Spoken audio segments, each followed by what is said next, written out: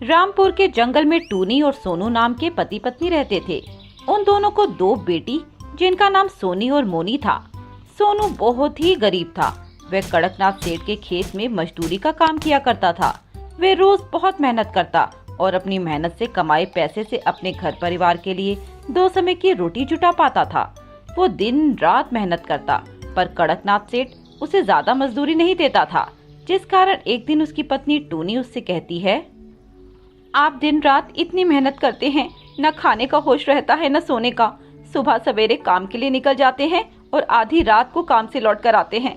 फिर भी आपको जो पैसे मिल रहे हैं उससे घर का गुजारा नहीं हो पा रहा। अब तो हमारी बच्चियां भी सयानी हो गई हैं, हमें उनकी शादी के बारे में भी तो कुछ सोचना होगा। मैं जानता हूँ टूनी कि हमारी बेटियां बड़ी हो गई हैं और उनकी शादी की उम्र भी हो गई है, इसीलिए मैंने कड़कनाथ सेठ से बात की है कि आगे से वे मुझे मजदूरी बढ़ा कर दे। ये तो आपने सही किया। अगर हमें पैसे ठीक मिलने लगे तो हम अपनी बेटियों की शादी किसी अच्छे घर में कर देंगे। अगले दिन सुबह जब सोनू काम पर जाने लगता है तो तेज बारिश शुरू हो जाती है, जिसे देखकर टूनी उससे कहती है, अरे आप ना जाइए, देखिए बाहर मौसम कितना खराब है। नहीं टूनी, मुझे जाना होगा। वो खेत में जो ढाल खड़ी है कहीं वह तेज बारिश में ढह ना गई हो, इसीलिए मुझे एक बार जाकर देखना होगा। अब अगर मैं अपने काम की जिम्मेदारी से नहीं करूँगा तो कड़कनाथ सेठ मुझे पैसे बढ़ाकर भी नहीं देंगे। इसके बाद सोनू अपने साथ फावड़ा लेकर और छाता लेकर खेत पर चला जाता है, और वो जब खेत पर जाकर देखता है तो उसने जो सोचा था वही था। खेत की डाल टूट चुकी थी, तब भी वह ज्यादा समय न बर्बाद करते हुए उस ढाल की मरम्मत कर देता है। तभी वह देखता है कि तेज बारिश के साथ अंधेरा भी छाने लगता है। तभी सोनू एक पेड़ के नीचे एक बीमार तोतन को देखता है जो ठंड से कांप रही थी। अरे तोती बहन, तुम इस बारिश में बाहर क्यों बैठी हो? तुम्हें ठंड लग जाएगी। मैं क्या बताऊं तुम्हें भाई, इस तेज बारिश में मेरा घर टूट गया और मैं अपना सर कहाँ छुपाऊं, इसीलिए इस पेड़ के नीचे आकर बैठ गई हूँ।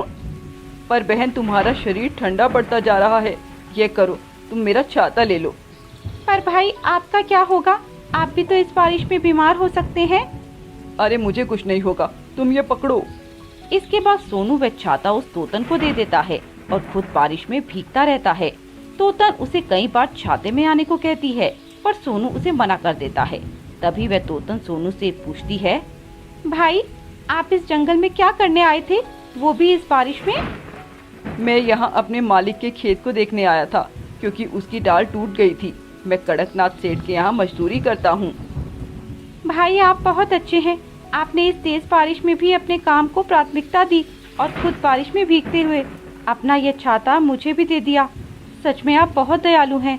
आज के समय में ऐसे पक्षी कहाँ मिलते हैं जो बिना किसी लालच के दूसरों की मदद करते हैं। अरे तोतन बहन, ये तो मेरा फर्ज है। वह तोतन सोनू के बारे में और भी कुछ पूछती है और सोनू उसे अपने बारे में सब कुछ बता देता है कि वह दिन रात कितनी मेहनत करता है, पर फिर भी अपने परिवार का लालन पोषण अच्छे से नहीं कर पा रहा और उसके परिवार की हालत क्या है। अपनी बेटियों के बारे में भी वह सब कुछ बताता है। इतने में बारिश भी बंद हो जाती है और मौसम साफ हो जाता है। ठीक है तोतन बहन, अब मैं चलता हूँ। अरे भाई अपना ये छाता तो ले जाओ। अरे नहीं बहन, तुम ये अपने पास रखो। पता नहीं फिर कब मौसम बिगड़ जाए और बारिश होने लगे, और तुम्हारे पास रहने का भी कोई घर नहीं है, इसीलिए तुम इसे अपने पास रखो। तोतन को उसका दयालुपन बहुत अच्छा लगता है और तभी एक रोशनी पड़ती है और वह तोतन एक जादुई परी में बदल जाती है, पर सोनू यह सब देखता ही रह जाता है। घबराओ नहीं सोनू, मैं तुम्हें कोई नुकसान नहीं पहुंचाऊंगी। मैं तो तुम्हारी मदद करना चाहती हूँ। मेरी मदद? पर क्यों परी? क्योंकि तुम बहुत दयालु पक्षी हो और तुम्हारे अंदर किसी प्रकार का छल कपट या लालच नहीं है। तुमने बिना किसी लालच के मेरी मदद की, इसीलिए अब मैं तुम्हारी मदद करना चाहती हूँ। ये लो बैग। ये कोई आम बैग नहीं है, ये एक जादुई बैग है। ये बैग तुम्हारी सब मुसीबतें खत्म कर देगा। इस बैग में तुम्हें वे सभी चीजें मिल जाएंगी जिसकी तुम्हें जरूरत होगी। अब से तुम्हें फिर कभी पैसे के लिए इस बारिश में नहीं आना होगा और तुम अपने सभी सपने भी पूरे कर सकते हो। तुम अपनी बेटियों की शादी अच्छे घर में कर सकते हो। बाकी तुम्हें कभी भी किसी जरूरत हो तो तुम मुझसे मांग सकते हो। नहीं नहीं परी जी, मुझे अब कुछ नहीं चाहिए। आपने ये बैग दे दिया, इतना ही काफी है। सोनू वो बैग लेकर अपने घर आ जाता है और अपनी पत्नी टूनी और बच्चियों को सारी बात बताता है। अजी, ये सब आपकी मेहनत और दयालुता का फल है जो उस परी ने आपको दिया। इसके बाद सोनू उस बैग से अपनी जरूरत की सभी चीजें मांग लेता है और कुछ दिनों बाद बड़ी धूमधाम से अपनी दोनों बेटियों की शादी बड़े से घर में कर देता है। अपनी बेटियों की शादी में वह किसी चीज की कमी नहीं रहता, उन्हें खूब सारा धन देता है। इसके बाद उसकी बेटियां अपने अपने ससुराल में खुशी खुशी रहने लगती हैं। बेटियों के जाने के बाद घर कितना खाली खाली हो जाता है ना। बेटियां ही तो घर को सुंदर और भरा पूरा बनाती हैं और जब वे चली जाती हैं तो घर भी खाली हो जाता है। ऐसे ही कुछ दिन बीत जाते हैं। एक दिन सोनू रास्ते में कहीं जा रहा था कि तभी उसे एक छोटी सी कबूतरी की बच्ची रोती हुई दिखाई देती है, तो वो उसे अपने साथ अपने घर ले आता है। अरे, ये आप किसे ले आए? टूनी, ये बच्ची मुझे रोड पर रोती हुई मिली। मुझे लगता है इसके माँ बाप इसे छोड़कर चले गए हैं। तो क्यों ना हम इस बच्ची को पाल लें? हाँ हाँ टूनी। तभी वह कबूतरी बच्ची परी बन जाती है जिसने सोनू को वो बैग दिया था।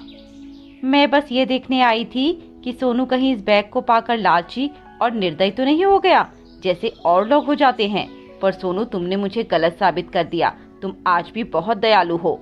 जिसके बाद वह जादुई परी वहाँ से चली जाती है और सोनू और टूनी खुशी खुशी रहने लगते हैं।